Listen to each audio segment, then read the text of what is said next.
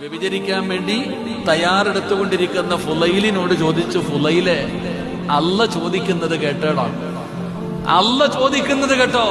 അലം യഅ്നില്ലദീന ആമനു അൻ തഖ്ശഅ ഖുലൂബുഹും ലിദിക്രില്ലാഹ്. എടാ, നന്നാവാൻ സമയമായില്ലടാ ഫുലൈലെ, നന്നാകാൻ സമയമായില്ലേ? എത്ര കാലമായി ഇങ്ങനെ നടക്കുന്ന, എന്തെല്ലാം പാവങ്ങൾ ചെയ്തു, എന്തെല്ലാം തെറ്റുകൾ ചെയ്ത ഫുലൈലെ, നന്നാകാൻ സമയമായില്ലേ? ഫുലൈല് കരഞ്ഞോണ്ടിറങ്ങിപ്പോയടോ. ആ വ്യഭിചരിക്കാനിരുന്ന ഫുലൈല് ഖുർആനിന്റെ ഒറ്റ ആയത്ത് കേട്ടപ്പോ നിലവിളിച്ചുകൊണ്ട് ആ പെണ്ണിന്റെ മുമ്പിൽ നിന്ന് ഇറങ്ങിപ്പോയി. ലോകമറിയുന്ന പണ്ഡിതനായി മാറി ഫുലൈൽ ഇബ്നു ഇയാദ് റളിയല്ലാഹു തആല അൻഹു ഒറ്റ ആയത്ത് കേട്ടപ്പോ.